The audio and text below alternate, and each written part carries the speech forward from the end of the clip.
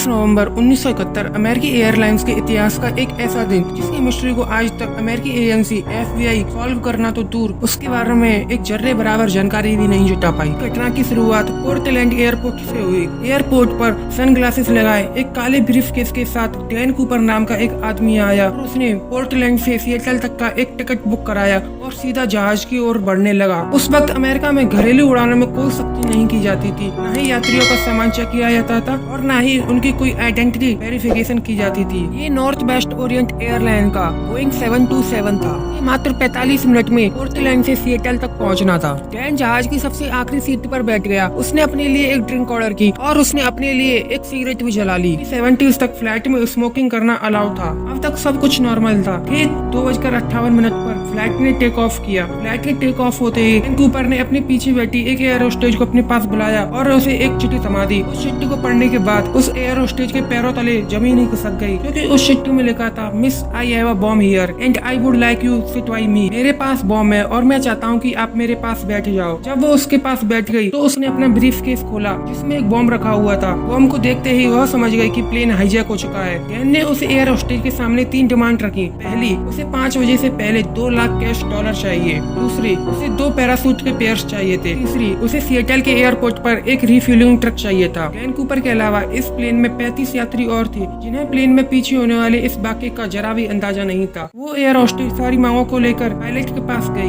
एक air hostess जिसका नाम टीना मकलो था, अब वो डैन कूपर के पास आकर बैठ गई, जो डैन और पायलट के बीच में मैसेज पहुंचाने का काम कर रही थी। यह अमेरिकी इतिहास की पहली हाईजैकिंग थी, इसलिए FBI ने तय किया कि हाईजैकर की सारी डिमांड पूरी की जाए, क्योंकि उनको लग रहा था कि डैन कूपर उनसे भागकर ज्यादा दूर नहीं जा पाएगा। फ्लाइट जिसे 45 मिनट में ही सिएटल में लैंड होना था, अब वह लगभग 1.5 घंटे से एयरपोर्ट के इर्द गिर्द घूमती रही। जो यात्री इस घटना से अनजान थे उन्हें बताया गया कि कुछ तकनीकी खराबी की वजह से फ्लाइट को लैंड होने में देरी हो रही है। इस दौरान सिएटल बैंक से 20-20 डॉलर के 1000 नोट इकट्ठे कर लिए गए, उनके सीरियल नंबर नोट कर लिए गए और एक करीबी स्काई डाइविंग क्लब से 2 पैरासूट की जोड़ियों का इंतजाम कर लिया गया। 5:45 मिनट पर फ्लाइट को लैंड कराया गया और वादे के मुताबिक डैन कूपर को 2 लाख डॉलर और 2 पैरासूट की जोड़ियां दे दी गई। साथ ही साथ फ्लाइट को रिफ्यूल भी कर दिया गया। मांगे पूरी हो जाने के बाद डैन ने 35 पैसेंजर और 2 फ्लाइट क्रू को उतरने की अनुमति दे दी। पायलट और 2 फ्लाइट क्रू को जहाज में ही रहने को कहा। इस वक्त तक रात हो चुकी थी और फ्लाइट फिर से टेक ऑफ हो चुकी थी। डैन ने अपने पास बैठी एयर होस्टेज के जरिए पायलट तक मैसेज पहुंचाया कि वह फ्लाइट के लैंडिंग गियर खुले रखे, फ्लाइट की ऊंचाई 10,000 फीट हो और फ्लाइट की स्पीड 320 किलोमीटर पर आवर हो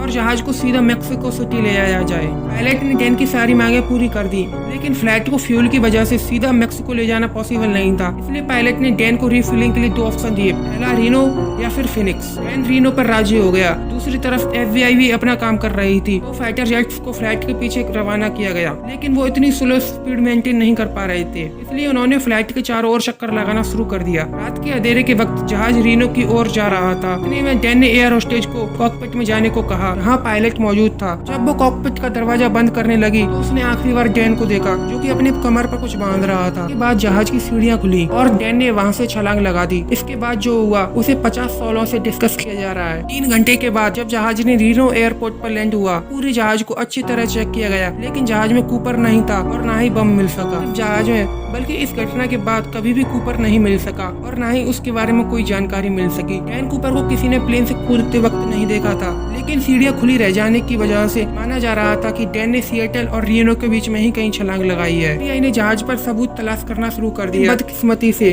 FBI को बस कूपर की टाई, 8 जले हुए सिगरेट और पैरासूट मिला, जो कि डैन कूपर छोड़ गया था। किसी के पास उसकी कोई फोटो तक नहीं थी। एयर होस्टेज के इंटरव्यू के वक्त उसके हुलिया से डैन का स्केच बनवाया गया। डैन को रीनो और सिएटल के बीच ढूंढने से पहले FBI ये जानना चाहती थी कि डैन ने एग्जैक्ट किस जगह पर छलांग लगाई है, जो कि जानना ज्यादा मुश्किल नहीं था, क्योंकि फ्लाइट ऑटो पायलट मोड पर था। मतलब जहाज जिस पाथ पर उड़ रहा था वह रिकॉर्ड था और जहाज की स्पीड और ऊंचाई भी FBI को पहले से ही पता थी। साथ ही साथ फ्लाइट रिकॉर्डर की मदद से यह मालूम पड़ा कि जहाज के स्टेयरकेस 8:10 पर खुले थे। इन सारी जानकारियों के आधार पर डैन की ड्रॉप लोकेशन का अंदाजा लगाकर एक सर्च एरिया डिजाइन किया गया। ये एरिया 45 वर्ग किलोमीटर का था। एरिया घने जंगल और पहाड़ों से घिरा हुआ था। एरियल टीम और लैंड सर्च टीम ने इस एरिया का चप्पा चप्पा छान मारा, लेकिन डैन कूपर का कहीं कोई पता नहीं चला। एरिया में इतनी सर्दी थी कि सबको लगा कि डैन मर गया होगा, लेकिन इसके बाद जो हुआ वो FBI ने कभी सोचा भी नहीं था। अमेरिकन हिस्ट्री में पहली बार इस केस के लिए पब्लिक की हेल्प लेना शुरू कर दिया गया। डैन कूपर का स्केच और $2 लाख